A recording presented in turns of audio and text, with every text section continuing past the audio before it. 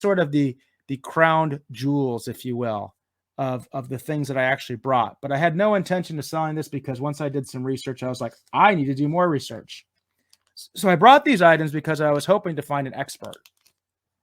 So this is Stalker, and you might, by looking at him, get him in the there. Let's see, it's not getting a lot of light glare. Apologize, I should have turned my phone off. But so this is a Stalker figure, and you might think, oh, it just looks like a normal Stalker figure, right? It's not. This is a Mexican Stalker figure, okay, G.I. Joe. And my research says these things are extremely rare. If I had them in the box, I could get hundreds of dollars for them. That's what my research has been telling me. And I did talk to somebody at the convention who was selling a bunch of GI Joe, and he agreed. He said like these things can go for like 150 a piece, even loose like this. So as far as I know, this is the official licensed Mexican GI Joe. It is not a bootleg. But if it is a bootleg, I feel like there's a whole nother market for the bootlegs too. And I also have Rock and Roll, and they both have their guns. They both have, he has his helmet, Stalker doesn't have a helmet. But yeah, my research is telling me these are holds right now until I can figure out a good price, that I definitely need to hold on to these, that these are going up. People are just now starting to find out about them, and they're like holy grails. Take them out of the bag. I'm going to be very careful. You asked, so I'm going to do it because I think this is like what everybody would want to see anyway, is they want to see the Mexican GI Joes.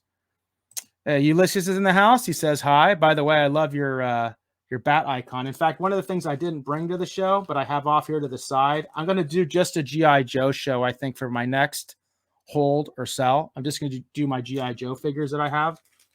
And yeah, you'll appreciate this. I've got a bat. So, and by the way, his panel is in there. It just fell off. He's missing the flamethrower, I think, but I love this.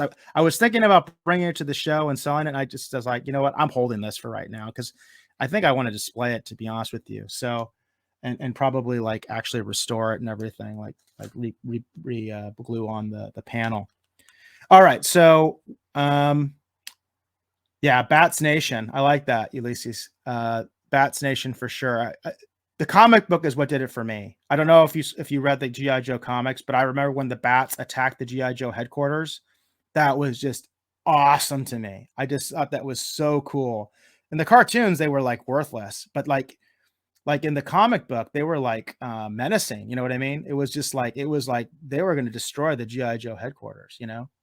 So all right, let's look at Rock and Roll here. So I'm going to be very careful because, like I said, I believe very strongly that there are those G.I. Joe figures that the rubber band has broken and those where the band will break. And I know his band is not very good. And I'd hate to have him fall apart right here live on the air. So, and I can tell he's very loose.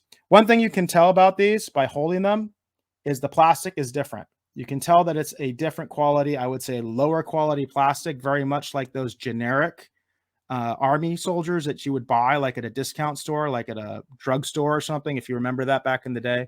His legs are very loose right now, so I'm very reluctant to be, but I would, if anybody knows, like, what are the telltale signs that I need to look at, like, is there something on his shoe or something like that I can tell that he's actually a licensed figure as opposed to a bootleg, because I do want to, that's why I also need to make more research, is like, I need to know whether this is actually the licensed Mexican figure that I've done some research on, because I remember him coming in the box.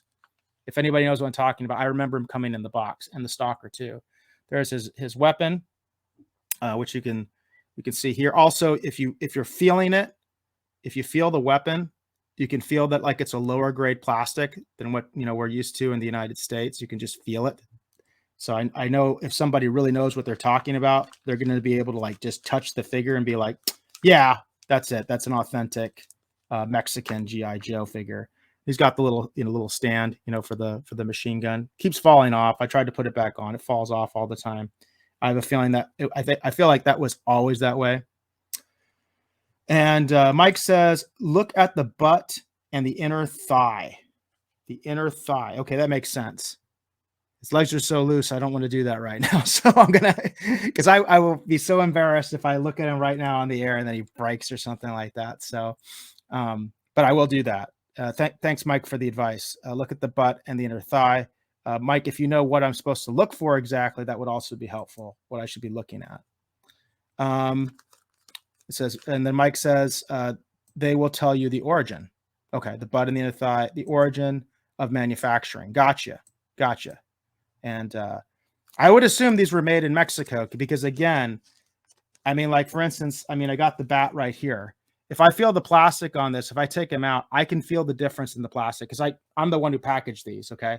So I can feel the difference in the quality of the plastic from these, the Mexican figures versus the American figures, you know, which the American figures weren't made in America either, right? I mean, they were made in, probably Japan or something.